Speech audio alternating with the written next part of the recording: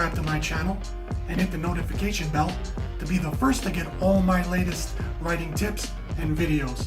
And remember, be original. Be a writing original. Hey everybody, Adrian here. Welcome back to another video of real-time writing. We're going to continue with the Snake short story. But first, shout out to all the writing originals out there. So we're going to pick up where we left off. Focus on some more dialogue, and we're gonna mention a new character that's gonna show up later, and we're finally gonna meet Marvin the bully. So, okay, so we're done with Grandpa Jack. That was last episode. I set him up as much as I could for the readers to sympathize and like him, and a lot of character development. So now we're gonna meet Gabe, and we're gonna build some character development off of him, and then Marvin will show up real soon. So where we left off, okay. Exterior forest, day later. So we moved from the Grandpa Jack's house to now it's outside in the forest. So he lives on a ranch. And it's the day, and it's just a little later. It's not a whole different day. It's, that's why I just put later.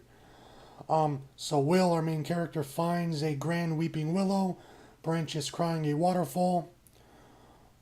He places the shoebox down and starts digging. So if you remember, he had a little shoebox with a kitten, Rudy the Runt, and it got eaten by a snake, and then, so he's just going to go bury it. Alright, he places the shoebox down and starts digging. A few cats appear to join him for the burial. I also mentioned on the side there, maybe he's burying this box next to another, cat grave with a, gravestone. So to imply that this is not the first or the only cat that they have to bury. So there's like a whole little, maybe, I'm just thinking out loud here. Maybe it's like a whole kitten or animal little, graveyard, or, just another, burial thing that was there for another cat. So anyways, Will is interrupted by Gabe. All right.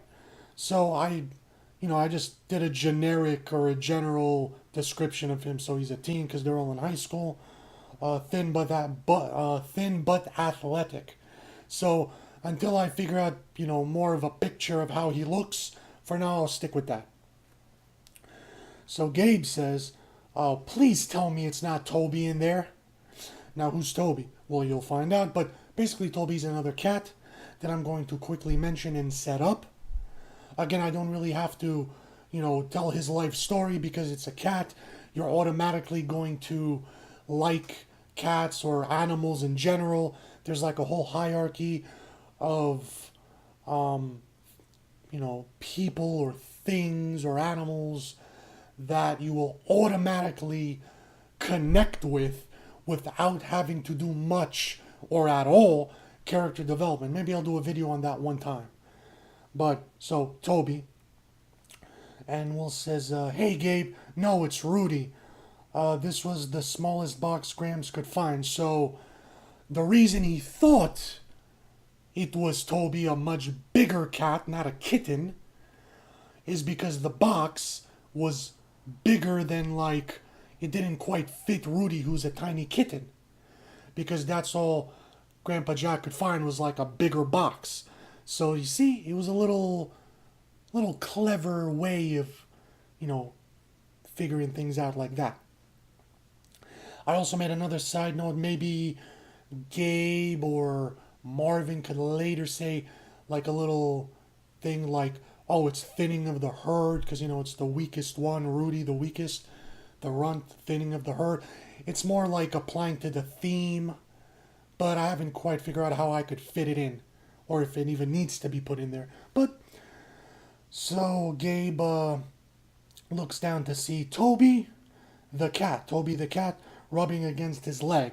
So there you go. Now we meet Toby the cat. I didn't really describe him because it doesn't matter what color he is. He's just Toby the cat. So then Gabe picks Toby up and gives him a big hug. Toby purrs in affection.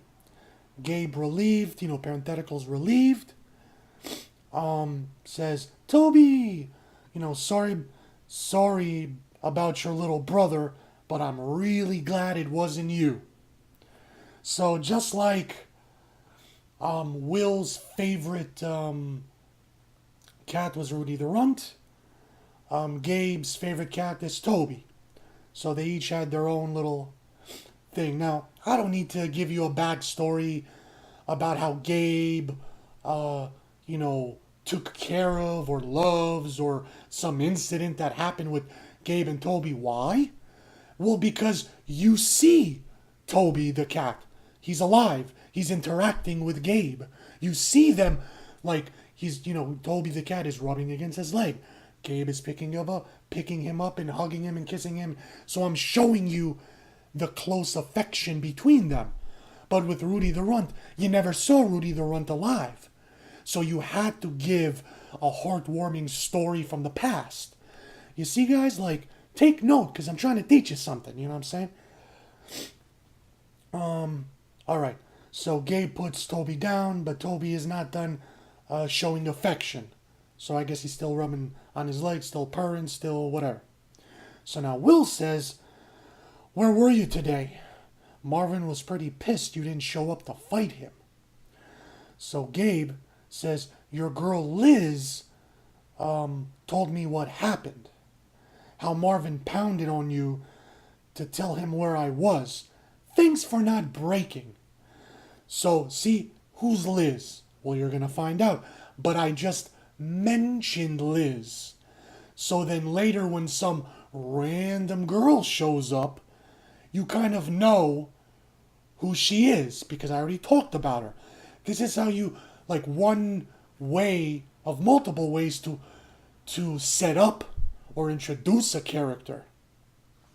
That's a whole different video. But I just mentioned this girl Liz. I said it's Will's girl. So you're starting out with a little bit of knowledge that this girl Liz is not just some random girl. It's the girlfriend of Will. You'll find out who she is later more in detail. So, your girl Liz told me what happened, how Marvin pounded on you to tell him where I was. Thanks for not breaking. All right. So Will says, no, I broke right away. I just had no idea where you were. Marvin just didn't believe me and kept pounding on me until Liz got him to stop. Now, I put that in there, Liz got him to stop, to show that Will is a little bitch. His girl protects him. His girl, is the man in the relationship, so to speak, wears the pants. He's passive aggressive. And also you'll find out, well, how did Liz get Marvin to stop, beating him up? You'll find out, who she really is. But I'm also continuing to develop Will's character, character development, to show that Will is a wimp, and later he's going to man up. Or is he going to man up? Is he going to step up to the plate and learn and evolve and grow? Or still be a little bitch and let his girl fight his fights for him? So, let's continue. Alright, so now Gabe is going to tell a story about what happened to Marvin after he heard that he was beating up on Will. So Gabe says, after I heard that, I had enough of that big-eared, Dumbo-looking, lard-ass linebacker. So I went to his house looking for him. So what I did there was I kind of described Marvin the way that Gabe sees him. So he's big. He has big ears, Dumbo-looking, and he's real big. So he's one of those gigantic, fat linebackers. So, you kind of get an idea of how he looks now. So when you actually see him, you know. So then, Gabe goes to his house. So, it's getting interesting here. So Will says, "You have a death wish or something?" So Gabe tells a little story. He's like, "No, but I was tired of being afraid. So I knocked on his door, and when he opened up, I stood my ground, looked him dead in the eyes, and punched him." So, see, I talk about how Gabe was tired of being afraid because the whole theme of the story is fear and trying to overcome that fear. Okay? So he kind of stood up to Marvin. You didn't see it, but he's talking about it. So then suddenly all the cats are alarmed. Hares stand up in caution, their heads on swivels, scanning for danger. So, as he's telling this story, that Gabe's telling this story, I'm mixing it with some tension. Okay? So, something is coming, but they don't know what. Or something is happening, or someone is coming. So, Will says, "Shit, you hit him? For real?" So this part I just cut out. I didn't find it necessary. So Gabe continues and says, "Yeah, right in his big long nose." His eyes started tearing up. So Will says, "They did? Then what?" So now foliage is heard breaking nearby. Both Will and Marvin look in that direction, but can't make anything out.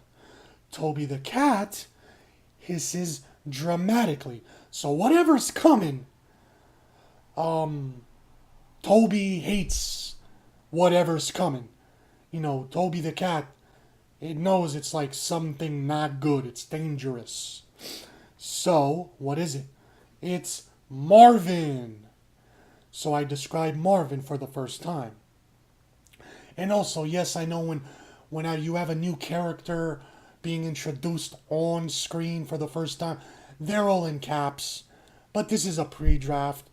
It's, no big deal for now. But when I actually type it, in Celtext or whatever program, screenplay program, yes, I will capitalize, what needs to be capitalized. So, it's Marvin, a mammoth of fat with large ears.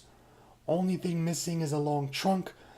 Stomps through the woods, demolishing everything in his way. So, the way I describe him is like he's a gigantic, because he's a big fat linebacker. So I describe a mammoth of fat. So mammoth could imply it also means the size, a mammoth size, but it also could mean an animal. So keep that in your mind. So a mammoth of fat with large ears. Only thing missing is a trunk. You get the symbolism, the implication of what I kind of want him to resemble. So he's stomping through the woods. What else stomps through the woods? Demolishing everything in their way. What else stomps through the jungle? It's obvious. I'm just not going to come out and say it. I'm trying to get you to figure it out. So Marvin says, "Why don't you tell him what happened next, Gabe?" Or whatever. Why don't you tell him what happened next? See, my problem is, I'm not good at figuring out how to start a new scene or how to start, a dialogue. Once I get started, I can continue and finish and I'm good. But it's always that initial starting point that I always have trouble with.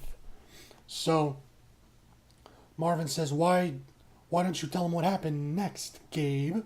So Will, terrified in parentheticals, I don't have to put it in parentheticals. I could just put an exclamation point as he says the sentence. But, I'm trying things out. So Will says, "It's Marvin! Let's get out of here!" Like, he's freaking out. That's why I put, like, terrified. Because I don't want him to just yell it. I want him to be, like, just freaking out. So Gabe, in parentheticals, overly calm or just calm in general. You could just put calm or calmly, calm, whatever. So Gabe's like, "No, wait, it's cool. I told Marvin to meet me here." What? What do you mean? See what I'm saying? So I just threw you guys a curveball. I just flipped the script in the screenplay. You didn't see this coming. I know you didn't see this coming. You're like, "Oh, what?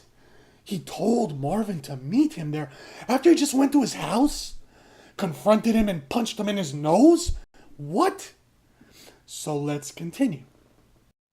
Alright, we're going to continue a little bit, but then we're going to stop it at this page because I don't want to make it too long. I know it's getting really good, but, there's always, the next time. So, Will, after he says, like, "What do you mean you asked him to come here?" So Will's like, "Yeah, what? Why is he..." He's like, "What? Why? He's gonna kill us both." Because Will doesn't understand, like, "Well, why did you ask him here?" Like, what? Like, So Will's like, "What? Why? He's gonna kill us both." So Marvin says, "Continue the story, Gabe. Tell Will how I helped you get over your fear of tight, dark, enclosed spaces." So, you see here, the whole story is about fear. Every character, or most important characters, are afraid of something. Will is afraid of snakes.